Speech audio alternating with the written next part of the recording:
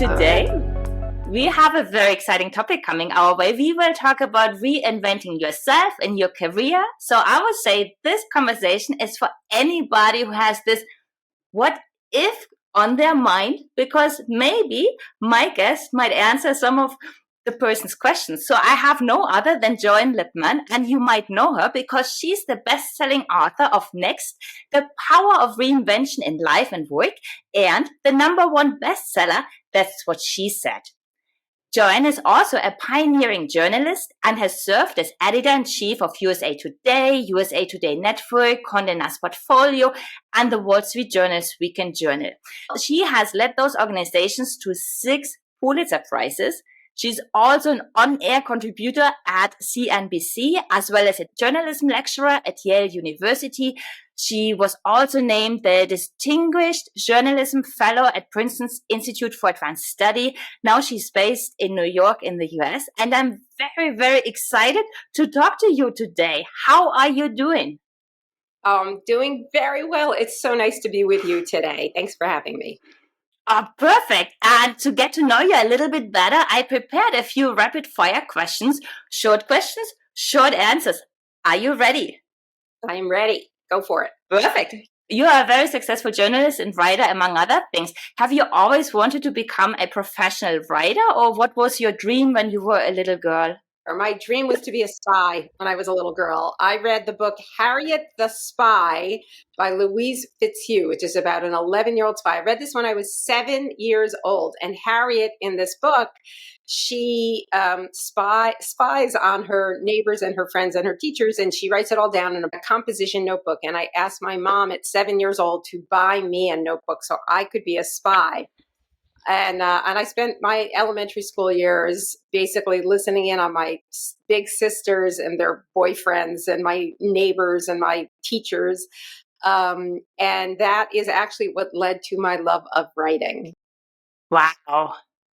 And you just mentioned your mom. How would your family and friends describe you in just one word?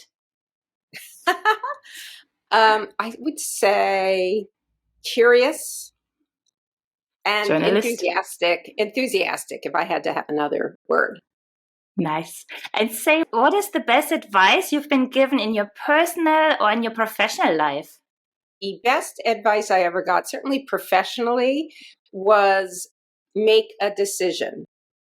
The reason that is such great advice is because as a journalist, as an editor, you're faced with a million decisions every single day. And then as a leader, which I became a leader in the newsroom, you have many, many decisions. And I had a wonderful boss who I questioned one of his decisions once. I said, why did you decide it this way and not this other way that I think I probably would have gone? And he said, the key is make a decision. The worst thing you can do is to be uncertain, unsure of yourself, particularly when you're leading an organization. You don't want to be wishy-washy. You want to make that decision and understand that, that's the best way to move forward. The other piece related, a piece of advice that I try to live by, which is if it won't matter 5 years from now, it doesn't matter today. Mm-hmm. So intriguing. If you're stressing and spiraling about something that's going on or a work thing or something somebody said to you, if it won't matter 5 years from now, just let it go. Love it. I guess it's easier said than done. Yes. Yes. You have to remind yourself, but that's why it's such good advice. It's like you have to tell it to yourself. And you mentioned before leading. What is the best quality in a leader? I do think in addition to being able to make a decision and having a clear vision, empathy. As a leader, I always feel like I am there to help the people who work on my team to excel, to be their best selves and to do their best work and to support them in doing that. Who is one of your role models? My role models, started obviously with my own parents, definitely. My dad was a businessman, and my mom stayed at home, but boy, she was a force of nature. Had she been in the workforce, she would have ruled the world. And I'm one of three sisters. We had no brothers. And we were told our entire lives that you can do anything, you can be anything, you can choose any path. And by the way, that path could choose the path I chose, but it could also be the path if you wanted to be a stay-at-home mom. Like, they were just very, very supportive of whatever it was that we wanted to do. And then work-wise, I had amazing work mentors, fantastic mentors.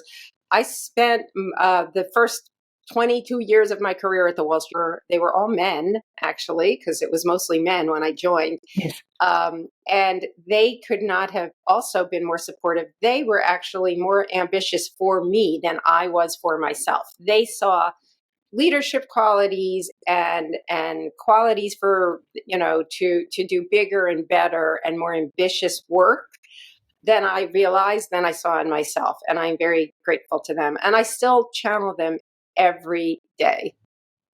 Wow. That is intriguing. I have one last question for the rapid fire.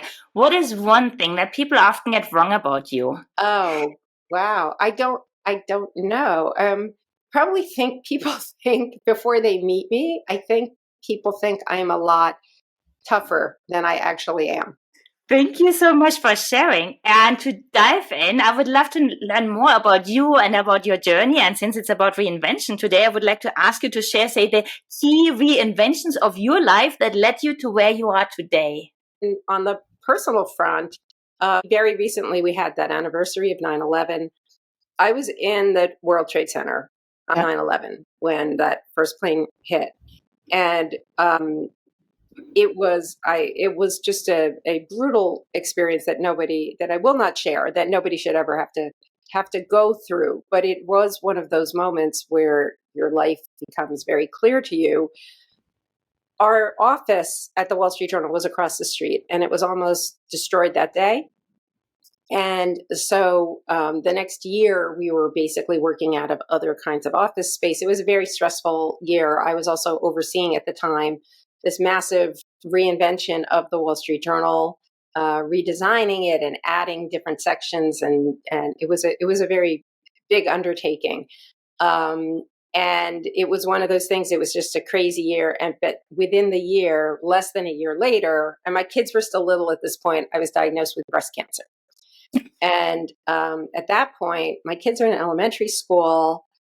My goal was like, oh my God, like, I want to see them graduate from high school. Yes. But here we are, years later. I am still here, knock on everything. And in fact, a couple of years ago, was able to dance the night away at my daughter's wedding.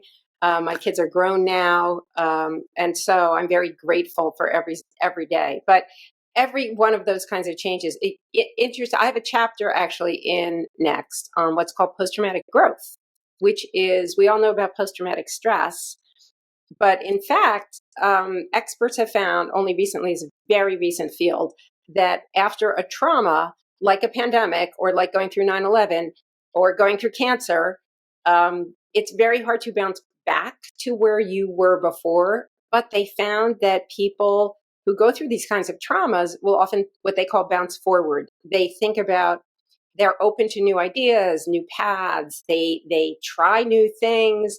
They feel like they're stronger than they ever realized they were. And they very often do make a change. And in my case, I made a change after I recovered from breast cancer, to leave the Wall Street Journal, which I loved my job, but I was offered this amazing opportunity to create a magazine for Condé Nast, which is the publisher of Vanity Fair and Vogue and the New Yorker. And they wanted me to create a business magazine that would be the companion magazine to those. And so I took a leap after that, and then from there, it led to everything else in my career, including writing books, including going on to Gannett, which is the parent company where I was the chief content officer and editor-in-chief of USA Today, and overseeing the 110 newspapers in that network.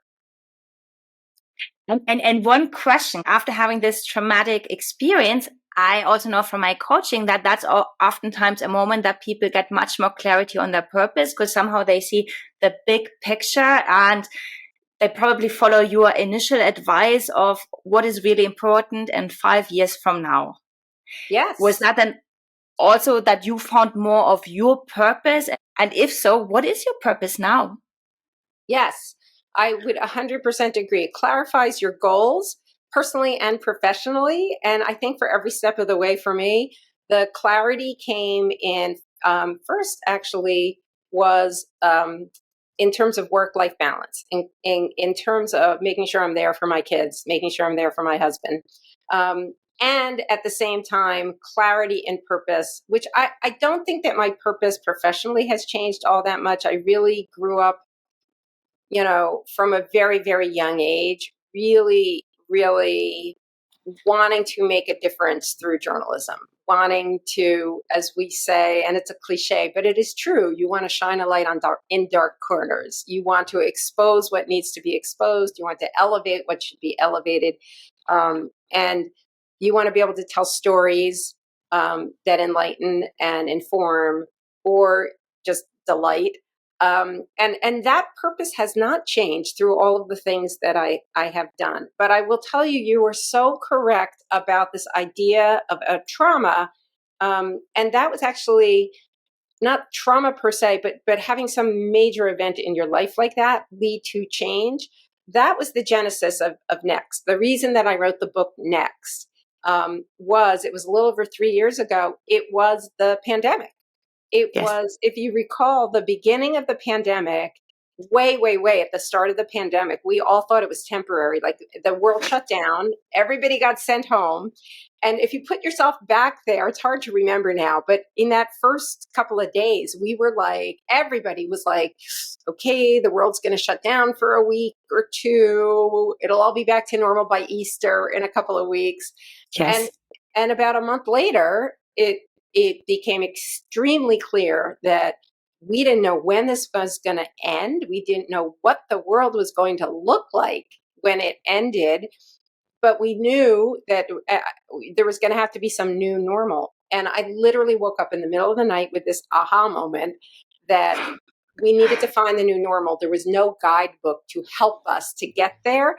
And I woke up, I'm like, I have to write that. That's the guidebook that I need to write, since it doesn't exist. And that was the genesis of Next. And while it was inspired by the pandemic, what it really is about is change, navigating change. And we all go through change, whether it's you get married or you have a baby or you quit your job or you move to a new location. Yes. You're going to experience multiple changes throughout your life, and each one is going to have an impact on the direction that you're taking in your life. And I really want to help all of us to navigate those kinds of life changes and professional changes with much more clarity. What is important about this clarity when navigating changes? Like, what can we win here? So this is what I learned when I dove into this. So I interviewed all of these people and I asked them, walk me through the process for you. And this was everybody from people who had career reinventions to people who had experienced failure and had to figure out, how do I find my way after failure? And even people who had these life-changing sort of aha moments where they're like struck and it changes their life. And I asked them all, walk me through the process. And I was really struck by the similarity in the steps they went through. And then when I spoke to these experts, whether you're talking neuroscientists or psychologists or management people, they also, when I said, walk me through the process, they used different terminology, but everybody was essentially describing the same process. So I've distilled that into what I call reinvention roadmap. The reinvention roadmap, it's got 4 steps and we all go through them. It is search, struggle, stop, solution. And I can walk you through those 4 steps. I would like that, because because I'm very curious about that. And I guess the search, is it like conscious? Is it subconscious? Are we always searching? When do we search? Like, there's so much I need to know.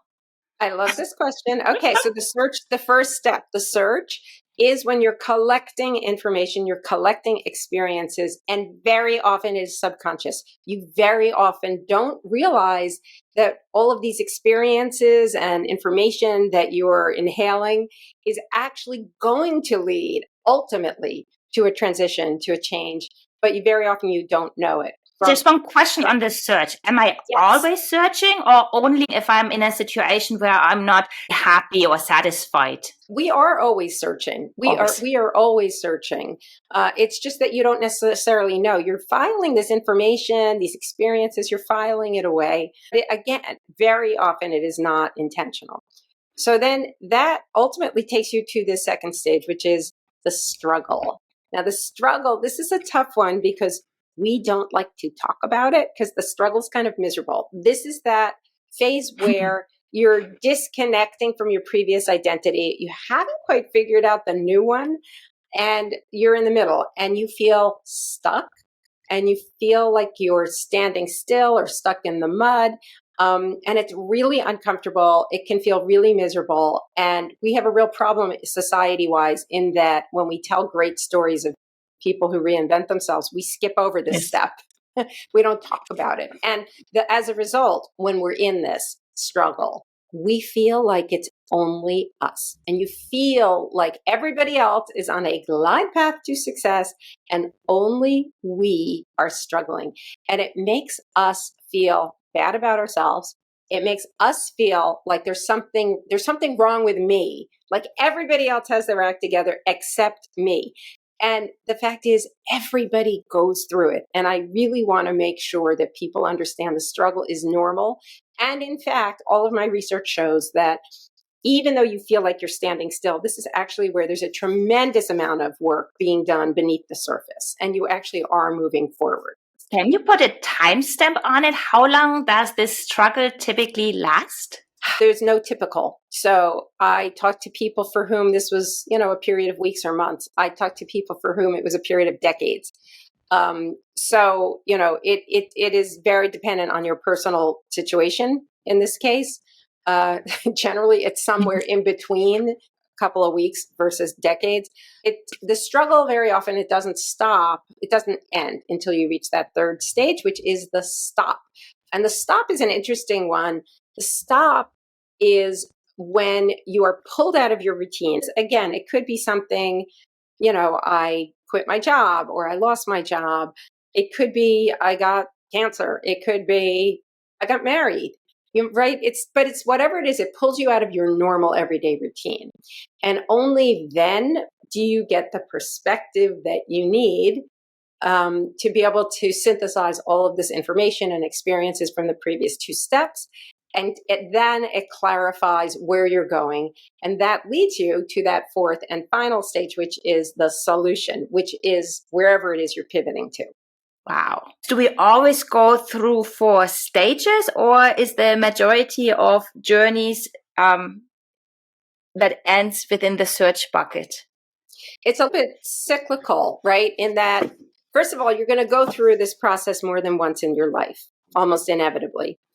But also, sometimes you can go through the steps in a different order. So, for example, people who go through a sudden trauma, they're in an accident or something like that. They are thrown immediately. That's their stop, right?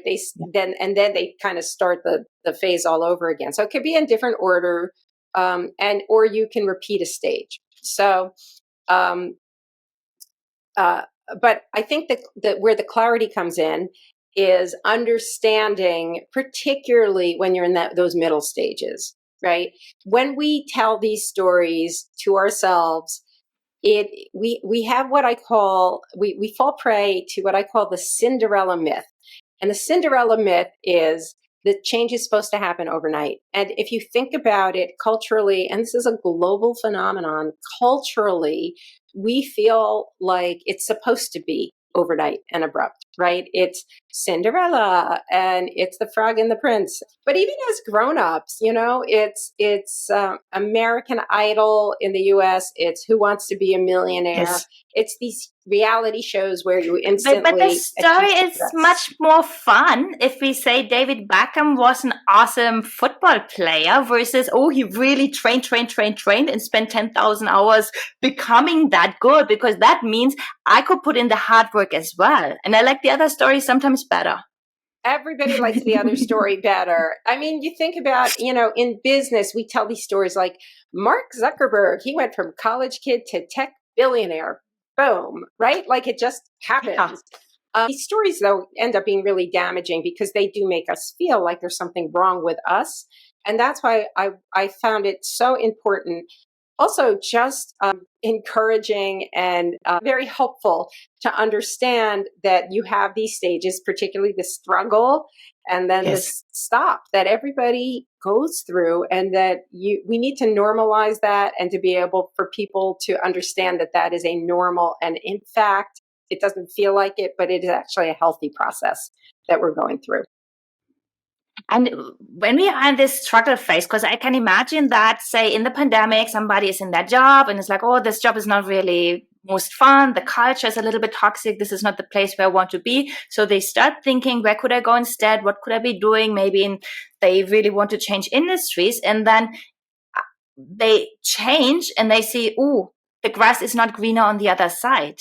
That's why I said you're going to go through this process more than once, and you may take, 2 steps forward, 1 step backwards. During the pandemic, for example, there's a couple that's in the book where she worked in an office and as a professional in a job, and her husband ran a restaurant. And during the pandemic, both of them got sent home. The restaurant closed at the beginning of the pandemic, and they were at home. They had a new baby, and he started spending much more time like in the garden and doing things outside. And it made him realize he really loved this stuff. He had been an environmental sciences major back in college, and he realized how much he loved the outdoors. And he and his wife decided during the pandemic they would start a landscaping business. And so they went into business together, and they really enjoyed it. And then things lightened up, and the woman's like, well, I got to go back to my real life as my corporate job. And she did. And she realized when she went back to her corporate job, though, that actually she missed all the work she was doing as an entrepreneur with her husband. And she quit the corporate job and came back. And now they have a thriving business that they can run, and they can spend more time with their family as well. So, you're going to make U-turns and different turns. Yes. And it can take a while. I have to tell you, one of my favorite examples, if I can share a couple of examples of how this works. Yeah, the examples are amazing. One of my favorites is, so when I was a young reporter, I covered the advertising business. So we're going back 30 plus years. Back in the 80s, if anybody remembers this, the burger wars between Burger King and McDonald's. And so I was writing about this, and I went to go interview the copywriter, the advertising guy who ran the Burger King account. And I show up at his office, and I start to interview him about Burger King. And he says to me, what I really want to be is a novelist. And I'm thinking to myself, like, sure, like you and everybody else wants to be a novelist, right? And he's like, oh, no, I got a book published. And he gives me this book. So I read the book back then. I don't remember the details, but I recently tracked down the review of this book. The first 2 words of this review were abysmally dumb. And the last 2 words of this review were deserves drowning.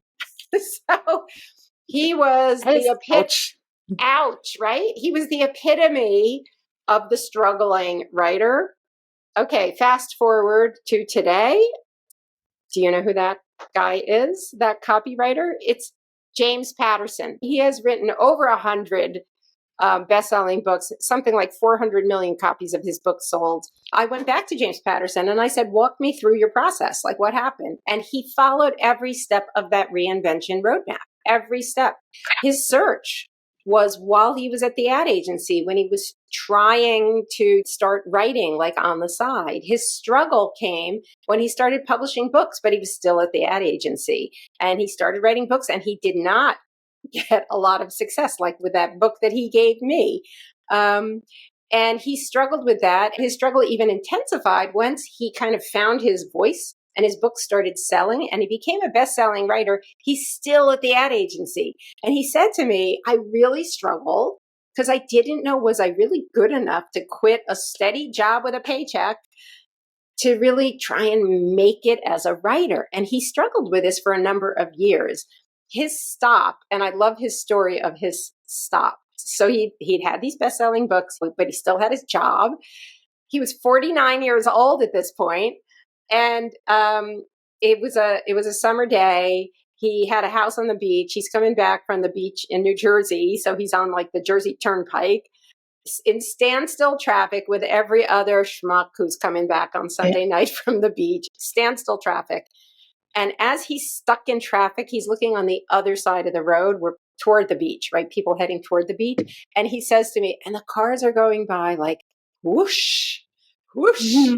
There's no traffic on the other side. And he said, that moment, he said, I said to myself, I am on the wrong side of the road. And he went back. And shortly afterward, he quit his job and became a full-time writer. But he was almost 50 years old by the time that he quit. So the one question that really is popping up in my mind is like, when should you take this leap of faith and jump ship and try this idea you have where you don't know if it will lead to success? Yeah. So in that search phase, I have a toolkit of a dozen steps, and there are a few you want to take when you're in that search phase. Rule one is like, don't just quit your job. Don't like, today I'm a journalist. Tomorrow I'd like to be a ballerina, so I'm going to quit my job. Like, don't do that. But there are steps you can take. A very early step, I'm borrowing a psychological term called possible selves. You want to imagine what you might be, what you could be. And you want to imagine it fully. It's not just sort of a random daydream. It is like, how would this feel? How would I live? How would other people see me? You really want to put yourself in that mindset. But that alone is also not enough. What you want to do then is take action. So you want to take a course, you want to read up, you want to shadow somebody who's already in this job, you want to seek information, seek experiences, do something on the side, do this thing as a hobby. It's what I call move before you move, which is you're going to start doing whatever it is you're leading to before you actually quit your job. And often it was like a lifetime of experiences that led them to that reinvention. There's a wonderful woman who's in the book. She's in my great example. I have a chapter on failure. How do you come back from failure? Her son is stricken with cancer. And she didn't have the insurance to treat him. So he goes with her ex-husband who's in Amsterdam. He goes to get treated in Amsterdam. She relies on acquaintances to follow him to Amsterdam and borrow somebody's apartment.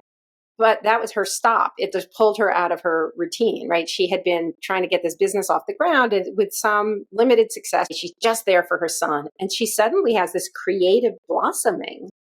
And she has this brainstorm about sort of a whole new line and a whole way of approaching her business. And she comes back again, her son recovered, thank God. She comes back and launches this new line, and it is a massive hit. If anybody watches HSN, she's actually one of HSN's biggest stars. Her name is Marla Ginsburg, but her line is called Marla Win Lays. Oh, wow.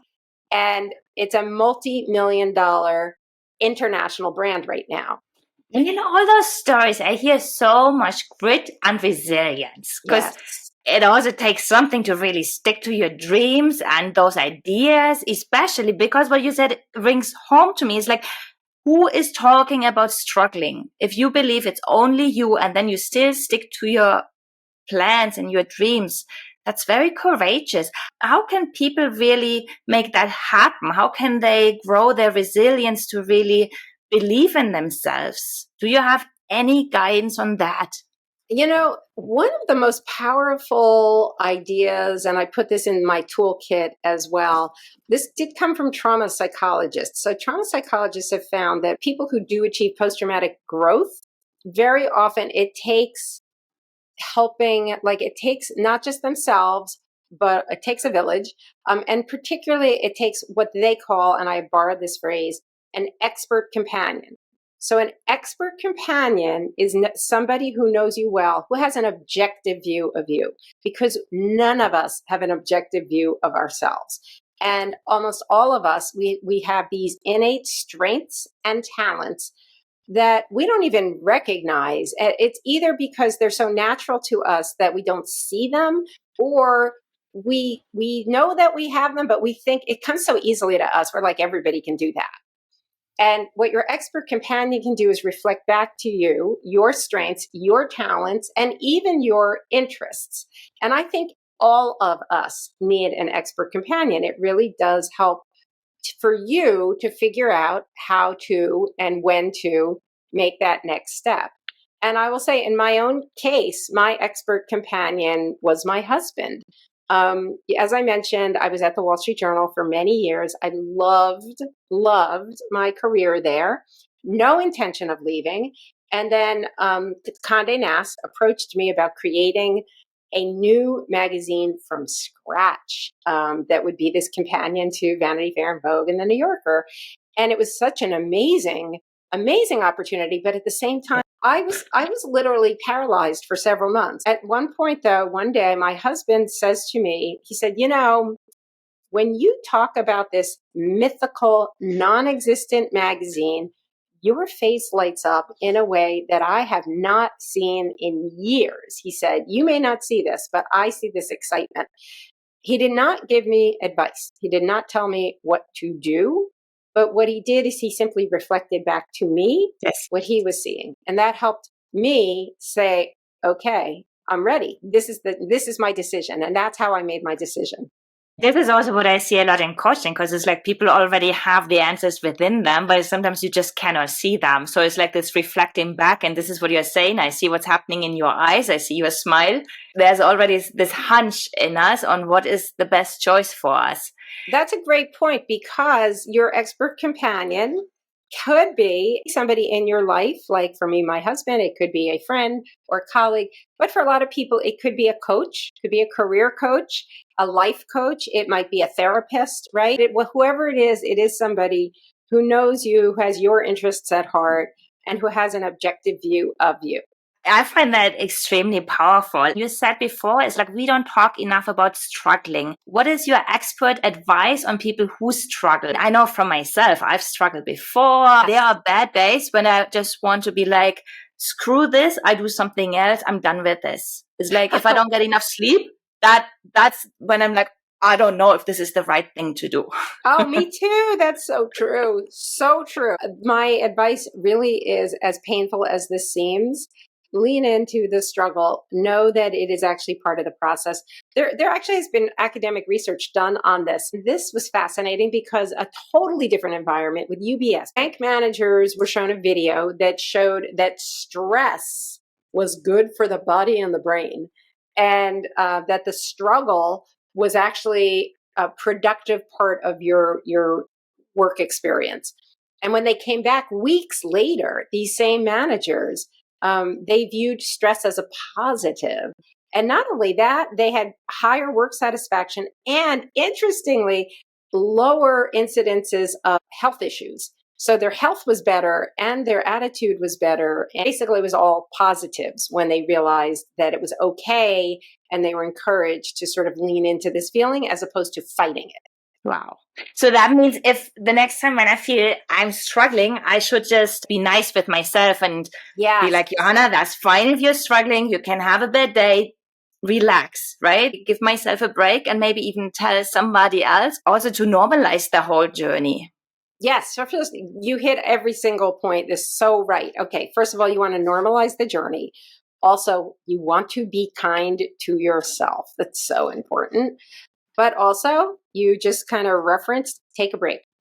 That is actually another one of the steps that I talk about in the toolkit, is how important it is, because we all have this tendency when we're struggling to double down and double down and double down and just work harder and harder and harder and just get more and more and more frustrated.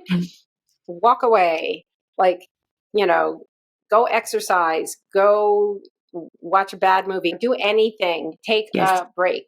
There's a really famous study that everybody knows about because Malcolm Gladwell wrote about this study of violinists, and it led to his very famous 10,000 hours to become an expert.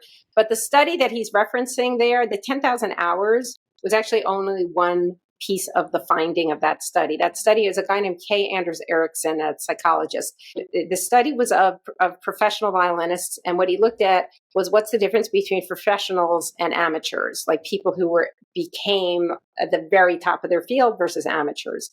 And he found that there were 3 differences, and one was the 10,000 hours. The other 2, though, these are equally, at least as important, maybe more so. And one was that when they practiced, these people only practiced an hour and a half at a time, the experts, and they practiced with great intentionality, which is really important. Total focus, right? It wasn't just like scattershot, like I better put the hours in. And then the second piece was they took a break after their 90 minutes of practicing, and they didn't do this for more than 3 times a day. They didn't work, in other words, more than 4.5 hours a day, but they took breaks in between this very focused work.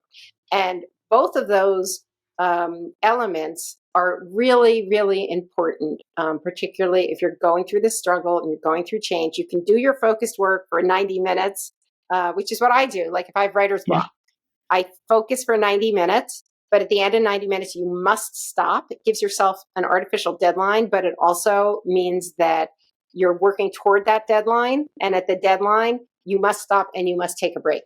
And both of those elements are really, really highly effective. But taking a break is huge in your day, your nights, your weekends. There's research. I wrote a whole piece this summer that was very, very popular, not surprisingly, because the piece was all about the research that shows that people who take vacation time are more successful and get promoted more frequently than those who do not take their vacation time. Okay, so now everybody needs to take a vacation. Yes. I only have 3 short questions left. What is coming up next for you? What is the next reinvention in Joanne Lipman's life? I don't know.